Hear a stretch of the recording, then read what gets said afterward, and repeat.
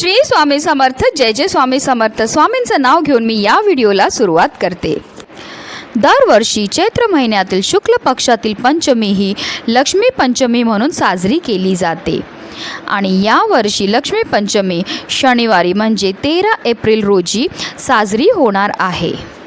संपत्ती आणि समृद्धीसाठी समर्पित या दिवशी देवी लक्ष्मीची उपवास आणि उपासना केल्याने घरात सुख, समृद्धी आणि ऐश्वर हे कायम टिकून राहतं.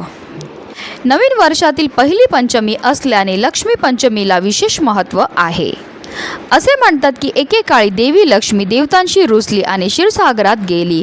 महालक्ष्मीचे गमन झाल्यामुळे सर्व देवता श्रीविहीन झाले. तेव्हा देवराज इंद्र यांनी देवीला पुन्हा प्रसन्न करण्यासाठी कठोर तपस्या केली आणि विशेष विधिविधांनी त्यांच्यासाठी व्रत केले.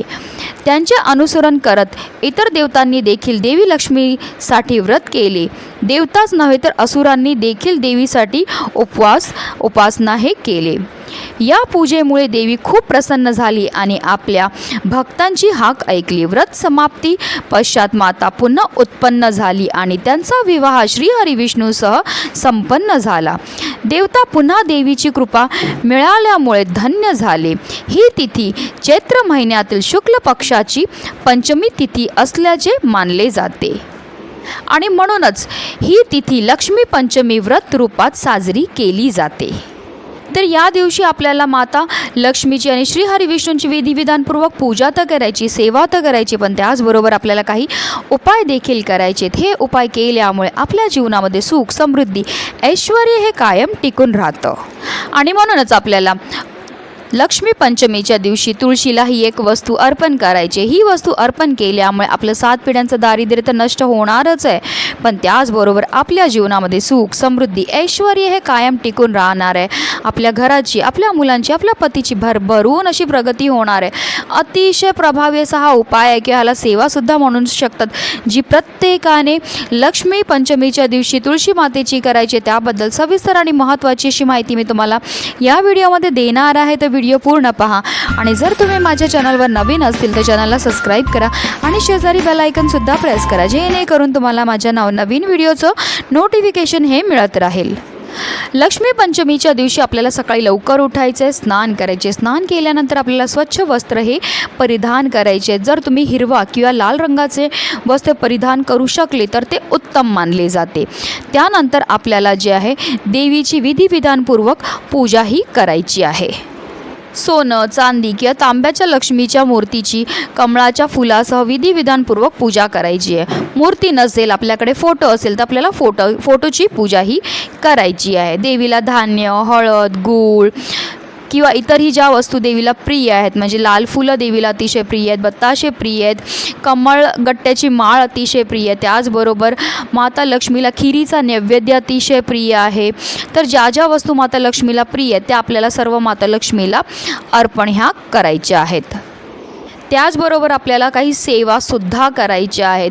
श्री पंचमीच्या दिवशी आपल्याला देवीचं कनकधारा स्तोत्राचं पठण करायचं आहे, लक्ष्मी स्तोत्राचं पठण करायचं आहे, लक्ष्मी सुक्तमचं पठण करायचं आहे. या अतिशय उच्च कोटीच्या सेवा आहेत. जर ह्या सेवा केल्या तर फारच लवकर आपल्यावर माता लक्ष्मी ही प्रसन्न होत असते.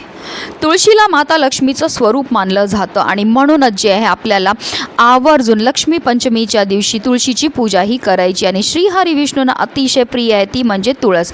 ज्या घरामध्ये दररोज तुळशीची पूजा केली जाते, सेवा केली जाते, तिच्यासमोर तुपाचा दिवा प्रज्वलित केला जातो, तिला जल अर्पण केलं जातं, त्या घरावर अखंड माता लक्ष्मीची कृपाही होत असते. त्या घरावर कधीही कोणत्याही प्रकारचं संकटसुद्धा येत नाही.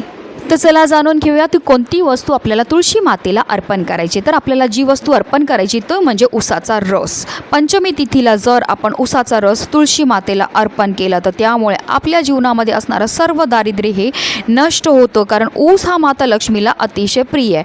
आता गरमीचा महिना चालू आहे, त्यामुळे सगळीकडे तुम्हाला उसाचा रस सहज मिळणार आहे. तर तुम्हाला उसाचा रस जो आहे तो दुकानवाल्याकडनं घेताना काळजी एवढी घ्यायची की त्याच्यामध्ये लिंबू किंवा मीठ हे घातलेलं नसावं.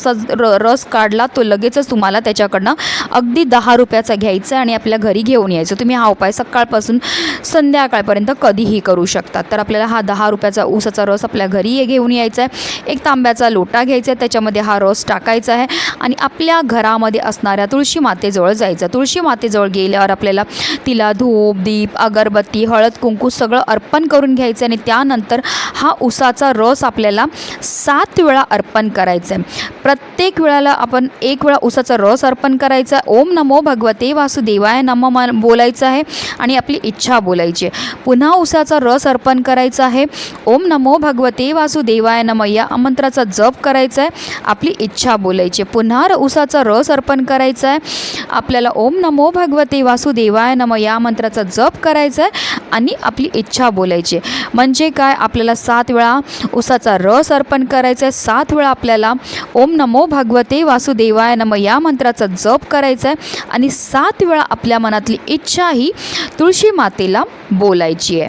हे सर्व करून झाल्यानंतर आपल्याला तुळशीभोवती 7 प्रदक्षिणा ह्या मारायच्याच. प्रदक्षिणा मारताना आपल्याला ओम नमो भगवते वासुदेवाय नमः या मंत्राचा जप करत करत 7 प्रदक्षिणा मारायच्या. त्यानंतर तुळशीजवळ आपल्याला आसन घेऊन बसायचं. 1 वेळा आपल्याला कनकधारा स्तोत्राचं पठण करायचं आहे.